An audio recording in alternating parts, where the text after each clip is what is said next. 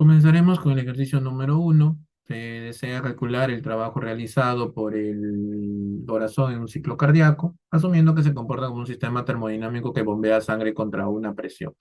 ¿Qué fórmula es la apropiada para este análisis? Podemos partir en que el trabajo es igual a una fuerza multiplicada por una distancia recorrida, un delta de distancia, ¿no? Esto lo podríamos un poco hacer un artificio de multiplicar por el área y esto me quedaría, si yo lo acomodo de mejor manera, me quedaría así, ¿no? Entonces, fuerza entre área es la presión y el área por un delta de distancia, dimensionalmente área es metro cuadrado, dimensionalmente distancia es metros, metro cuadrado por metros, me da volumétrico. Bien, entonces esto podría ser considerado como un delta D. Entonces sería la alternativa B. Bien, en la 2 el gasto cardíaco, 5.000 centímetros cúbicos por minuto, aumenta con el ejercicio, con el incremento de la temperatura corporal y en los estados de ansiedad. Si el paciente tiene una frecuencia cardíaca de 80 latidos por minuto, ¿cuál es el volumen sistólico que el volumen expulsa en 20 latidos?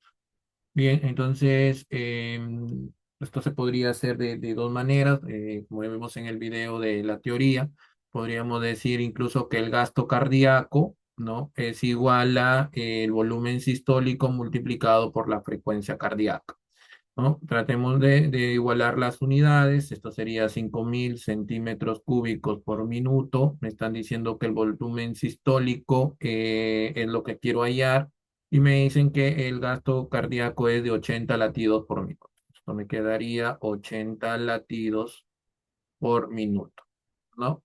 Em, pero me piden en 20 latidos, pues no, entonces podríamos decir... a ver, 80 latidos por minuto, pero yo lo quiero solamente en 20.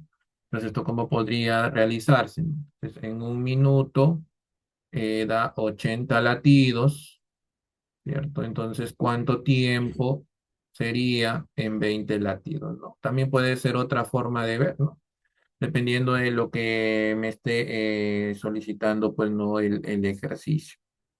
Bien, entonces aquí yo podría sacarlo y me quedaría que X sería, em, a ver, sería X 20 un cuarto, o sea, 0,25 minutos. Entonces, esto podría interpretarse, ¿no? Dependiendo de cómo lo quieran ver, si podríamos usar esta fórmula o simplemente por las unidades que nos están pidiendo, que nos están solicitando, de repente simplemente lo dejamos, ¿no? Como el caudal, ¿sí? Sí, el gasto cardíaco, que es el caudal, igual a un volumen sobre tiempo, perdón, ¿no? Esto sería 5.000 centímetros cúbicos minuto, entonces, ¿cuánto volumen se hace en 0,25 minutos? Entonces, sería un cuarto de 5.000, sería 1.250 centímetros cúbicos, o sea, la alternativa E. Bien, ahora, siguiente ejercicio. Un varón de 65 años tiene un marcapaso, está en posición supina, tiene una presión arterial sistólica de 100 milímetros de mercurio. El flujo de sangre es 74 centímetros cúbicos, su diámetro es 172. Calcula la velocidad media de la sangre a través de la aorta. Entonces, esto puede decirse que el caudal, no, vamos aquí, el caudal es igual al área por la velocidad. Bien, el caudal me lo están dando, es 74 centímetros cúbicos por segundo.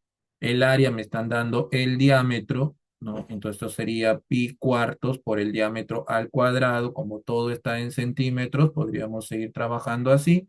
Y me quedaría la velocidad. Obviamente la velocidad la voy a recibir en velocidad en centímetros por segundo. Entonces, según lo que está aquí en la calculadora, vamos a sacar los 74. Esto me quedaría 74 dividido entre pi cuartos de 172 al cuadrado. Y esto sería 31,85, ¿no? O sea, 31 0,85 centímetros por segundo. Bueno, aquí la alternativa que más se acerca sería la alternativa C. Seguimos con el ejercicio número 4.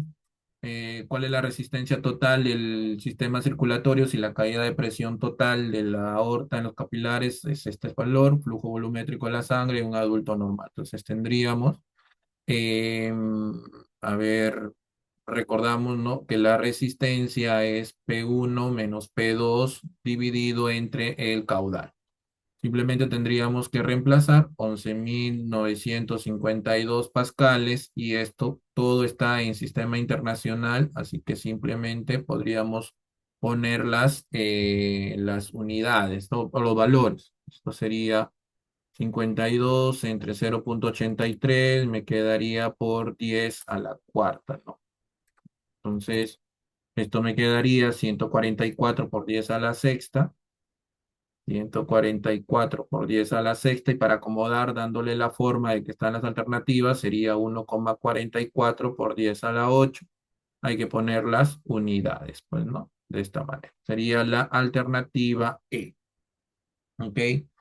En el ejercicio 5, niño de 7 años, diagnóstico de la prueba de sangre, hemoglobina debajo de 10 miligramos sobre decilitros, ¿no? O miligramos por decilitro, perdón, densidad de 1030 kilogramos por metro cúbico, diámetro de la arteria aorta 0,02, velocidad a través de la aorta 0,18, número de Reynolds 1059, calcular la viscosidad de la sangre. Entonces recordamos la fórmula de el número de Reynolds, que es igual a la densidad del fluido por el diámetro, en este caso de la aorta, multiplicado por la velocidad del flujo, dividido entre la viscosidad. Entonces, si reemplazamos estos datos, sería 1059, la densidad, aquí todo está en sistema internacional, así que podríamos ponerlo tal cual. La densidad, perdón, el diámetro 0,2, ¿qué más? La velocidad 0,18 y al final lo único que me impiden es la viscosidad, ¿no?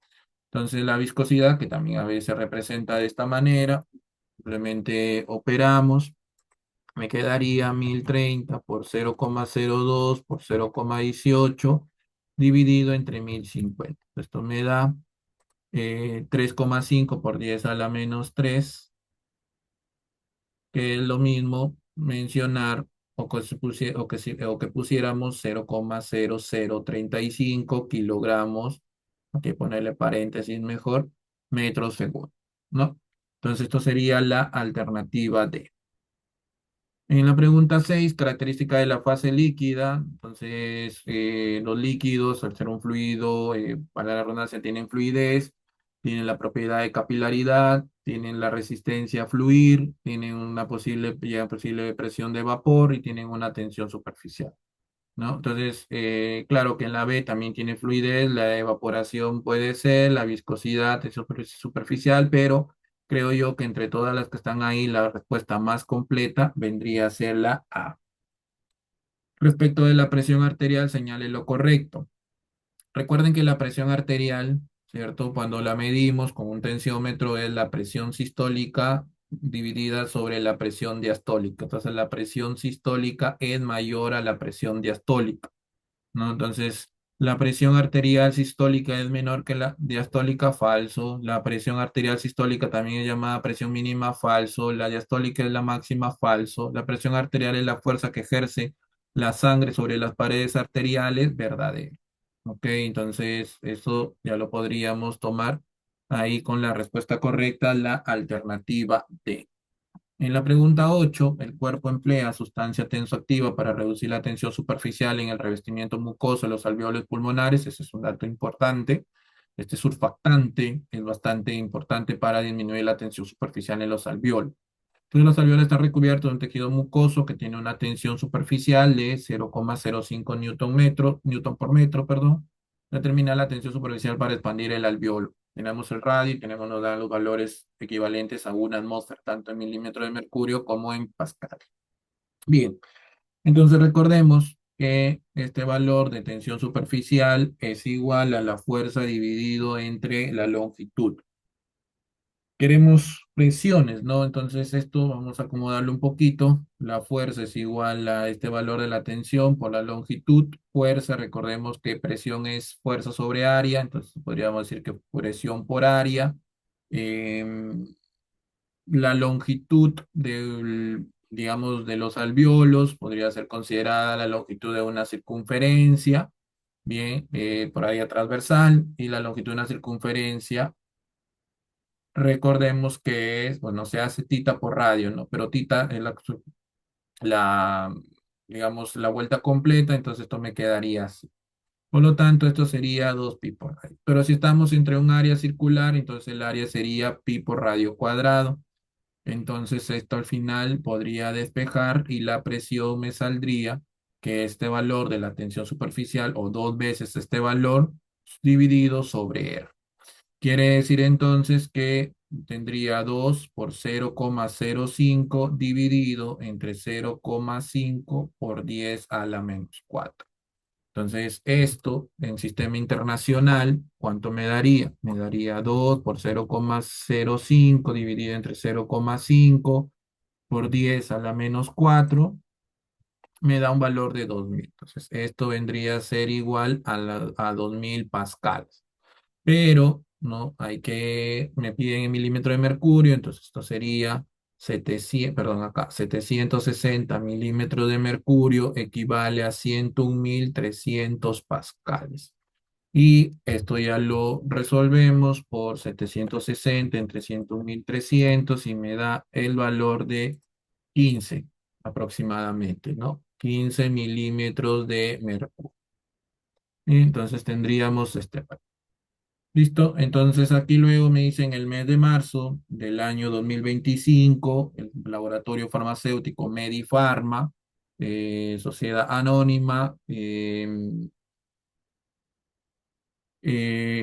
procesó indebidamente el suero fisiológico de 0,9 por ciento de cloruro de sodio, ¿no? El número de lote, murieron 7 personas, los especialistas consideran que probablemente las unidades producidas tenían una concentración mayor del 18%, pues no, o sea, 20 veces mayor. Calcular la cantidad de gotas por minuto que se deben de suministrar con una unidad de venoclisis a un paciente internado en UCI, si la unidad de suero fisiológico debe de suministrarse en un tiempo de 6 horas, ¿no? Dato, 20 gotas equivalen a un centímetro cúbico. Entonces, si a mí me piden simplemente lo que tendría que hacer es, ¿sí? El caudal, básicamente lo que me están pidiendo sería el caudal es igual al volumen, que es 1000 centímetros cúbicos en un determinado tiempo en 6 horas.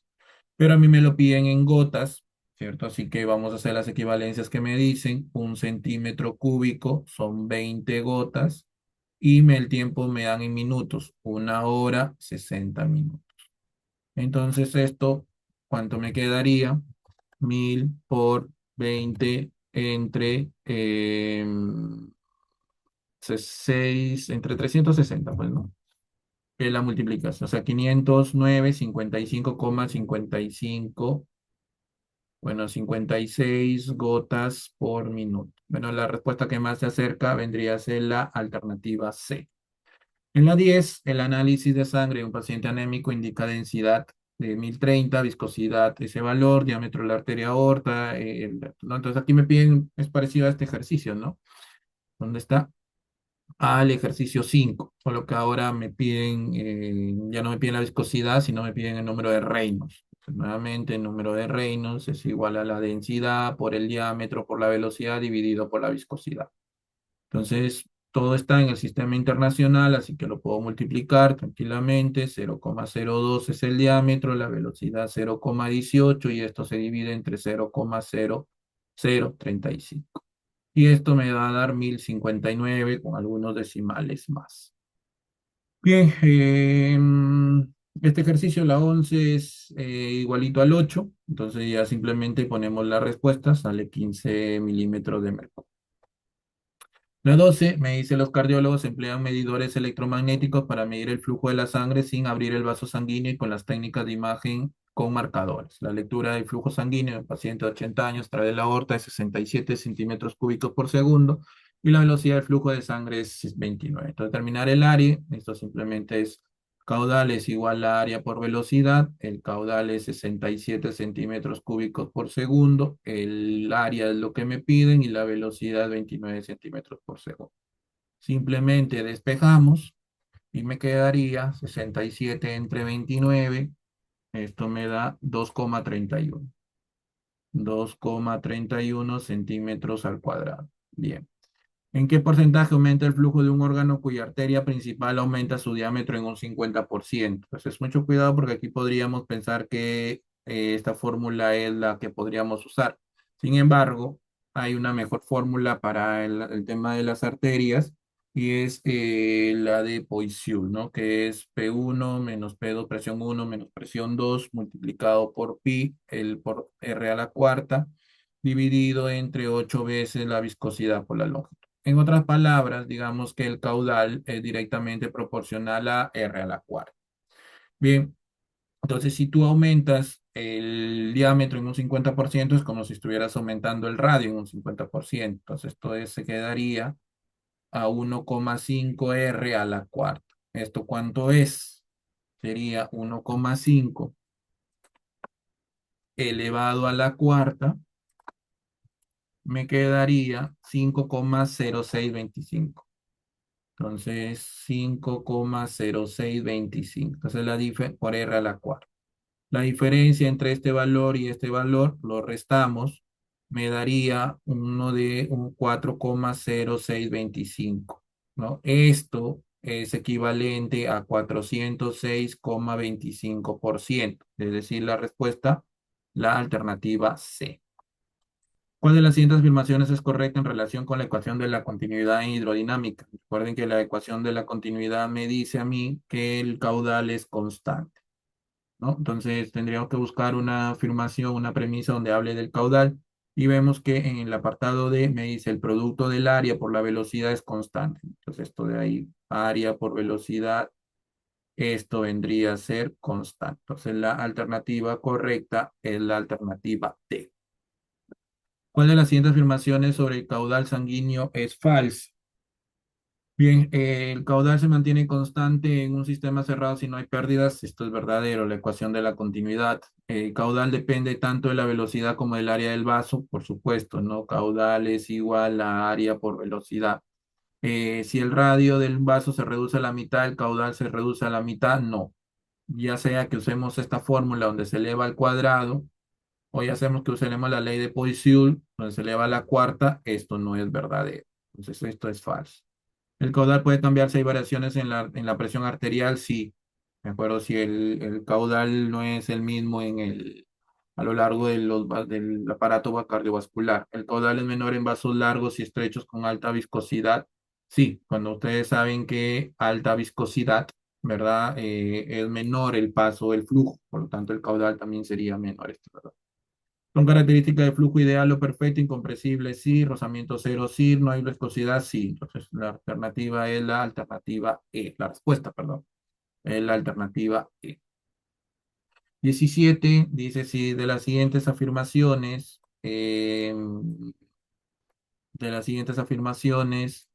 ¿cuál considera que no es correcta? El flujo sanguíneo es directamente proporcional a la diferencia de presión inversamente a la resistencia vascular. Entonces esto me recuerda aquí, ¿no? A esto. Bien, entonces si lo acomodamos, podría quedar de esta manera, ¿no? Entonces decimos, el flujo sanguíneo es directamente proporcional a la diferencia de presión, sí. Inversamente proporcional a la resistencia, sí. Entonces esto es verdadero.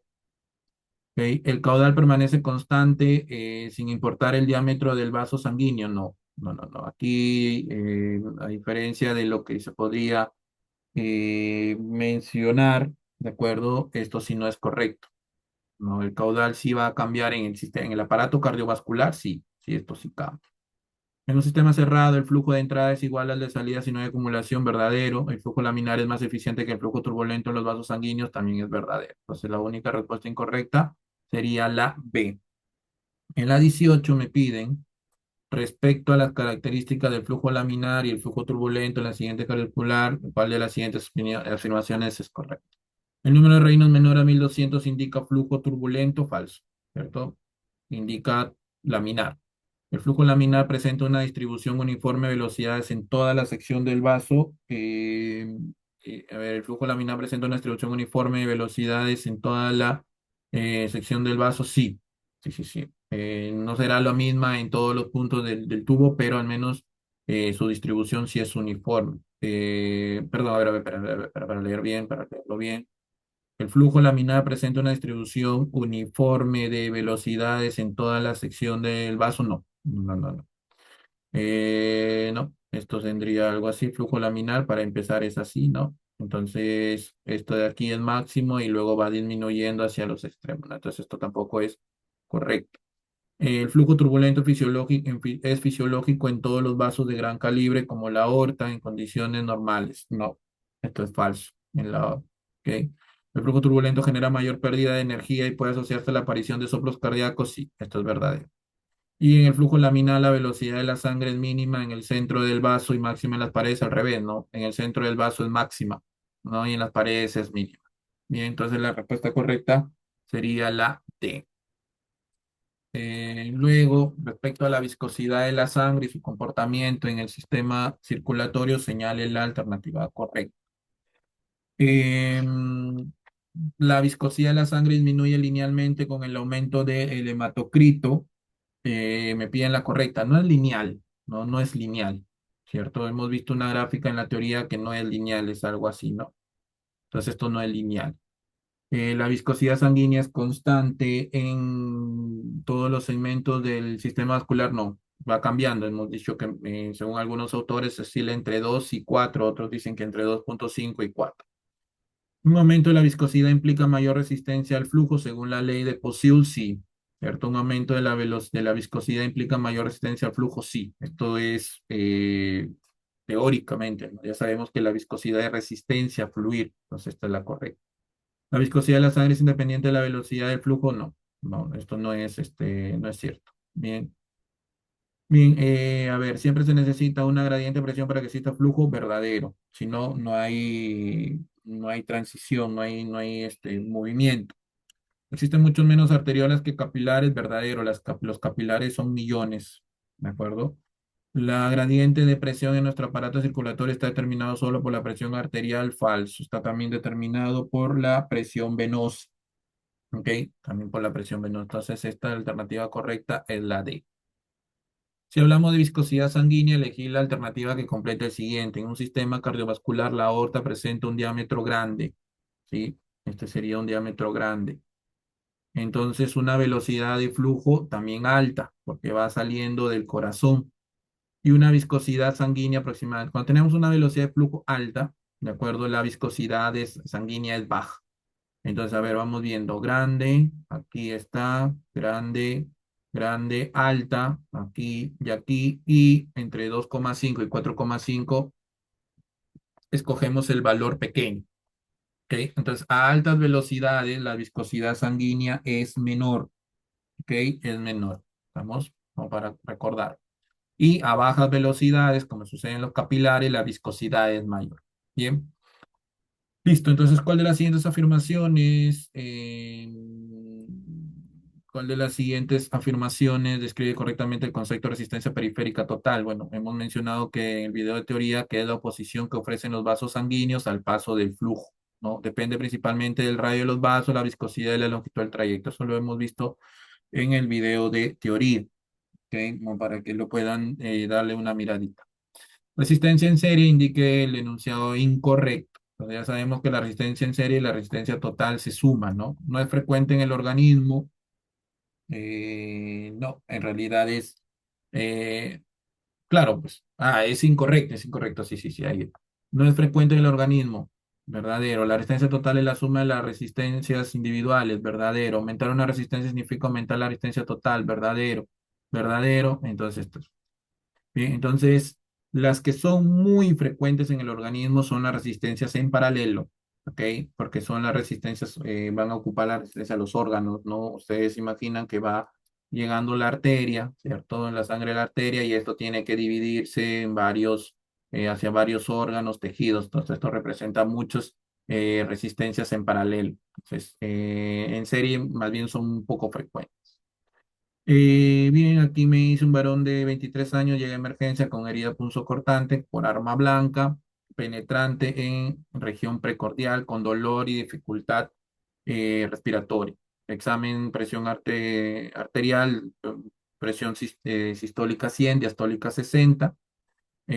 Frecuencia cardíaca, el cirujano cardiovascular de emergencia estima que el paciente ha perdido 450 centímetros cúbicos de sangre. Entonces, el flujo simplemente sería volumen sobre tiempo, 450 centímetros cúbicos sobre 30 minutos, pero a mí me piden en litros.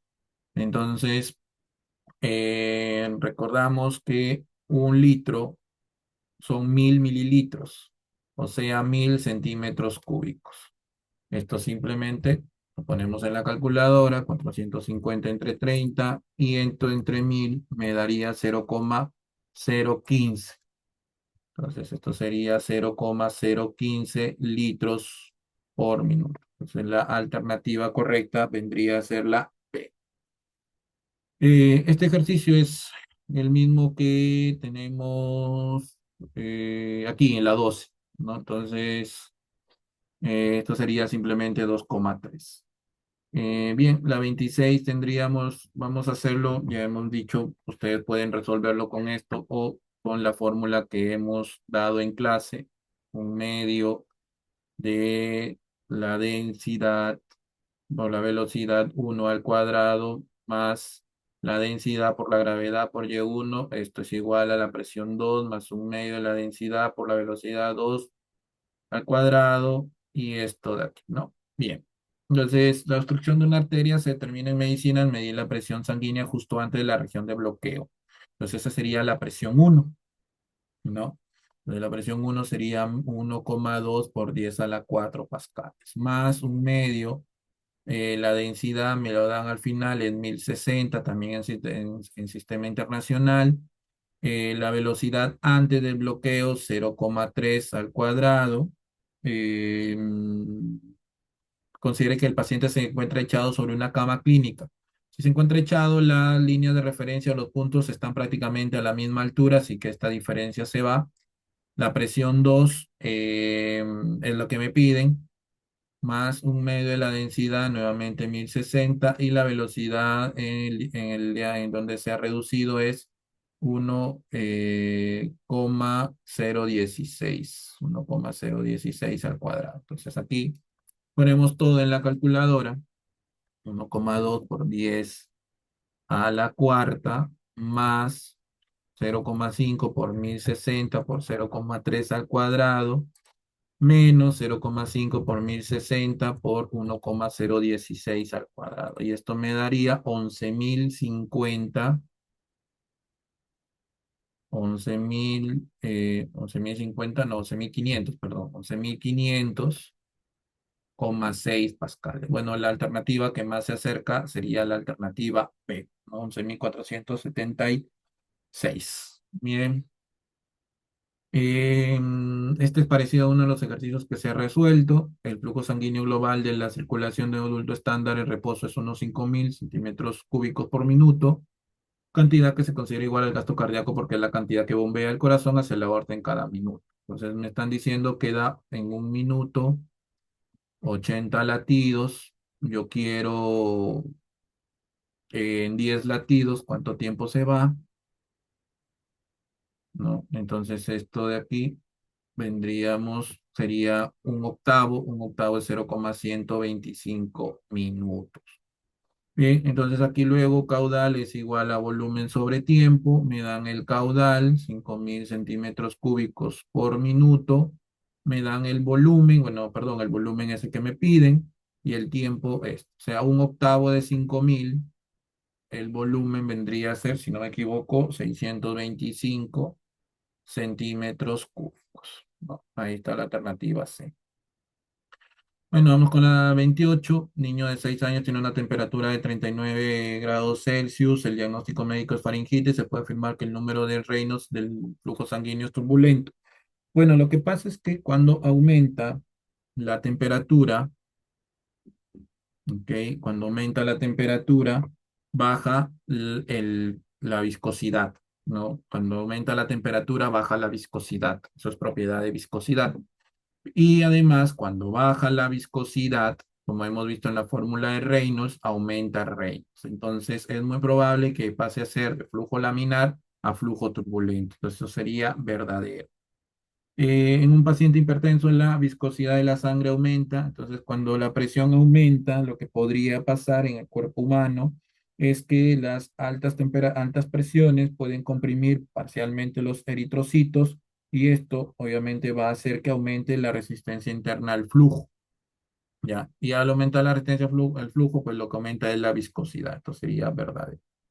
Un niño de 5 años con una patología de infección en temperatura de 40 grados, el número de reinos disminuye. Esto estaría contradiciendo lo que hemos dicho en el apartado A, más bien aumenta el número de reinos.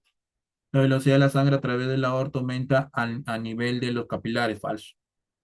La velocidad de los capilares es muy lento, no muy poca. Por lo tanto, la alternativa correcta es la E, ¿cierto? La E. Indique lo que corresponde al aparato cardiovascular. Vamos a ver. eh,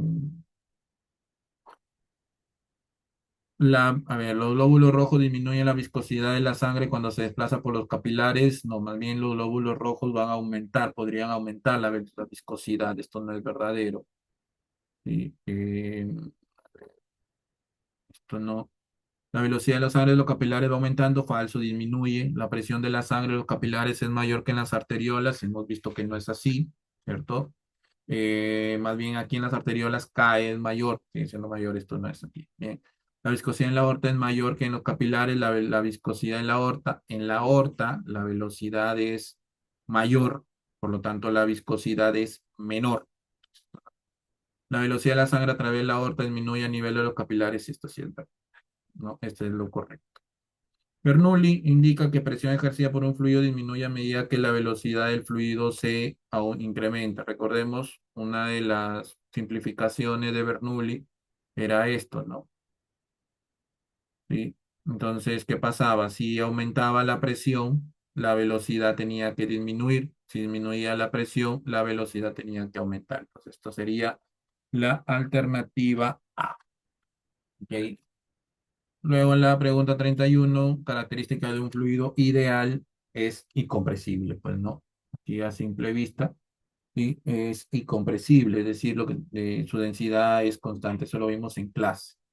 Relación con el flujo laminar, eh, a ver, movimiento de un fluido que se da en forma caótica, no, más bien esto es el turbulento, ¿no? Esto sería falso. Para determinar si el flujo es laminar o turbulento, utiliza el número de Reynolds verdadero de referencia, según lo que se ha visto en estas clases, es 1200. En condiciones fisiológicas, el tipo de flujo mayoritario es el denominado flujo en capas o laminar verdadero. Ya lo hemos visto, es mayoritario en el cuerpo humano, ¿cierto? El flujo laminar que el flujo turbulento. Entonces, sería la alternativa B. Y finalmente, en la última pregunta, no, a ver, vemos con la A, ¿no? El área transversal de la arteria aorta en un paciente es tanto, el caudal de la sangre es tanto, la velocidad. Entonces vamos a ver, caudal es igual a área por velocidad. Vamos a comprobarlo, ¿no? Pues puedes hacer una o la otra, ¿no? Es decir, podrías realizar que la velocidad es el caudal sobre el área, y esto me quedaría 94,2 entre 3,14. Todo esto es en centímetros, ¿no? Entonces, ¿esto cómo me quedaría? 94,2 entre 3,14 me quedaría 30 centímetros por segundo. 30 centímetros por segundo no es 3 metros, ¿verdad? Es 0,3. Y esto sería 0,3 metros por segundo. Entonces, esto es falso. Niño diagnóstico, esto ya lo hemos visto, la temperatura aumenta el número de Reynolds, ¿cierto? Y esto podría ser que pase a ser turbulento, falso. Flujo de número de Reynolds del flujo sanguíneo de un paciente me indica que es turbulento menor de 1200, no, es mayor de 1200. Y finalmente, esto sería la misma fórmula. El flujo caudal de la sangre de un adulto normal es tanto, el caudal de la sangre en unidades, litros por minuto. Simplemente es hacer una conversión. A ver,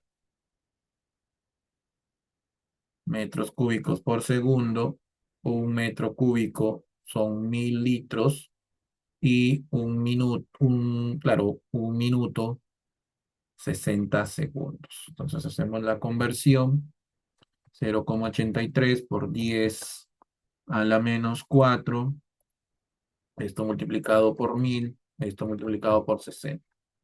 ¿Qué me quedaría? 4,98. Entonces, 4,98 litros por minuto. Bien, y sería entonces la alternativa D.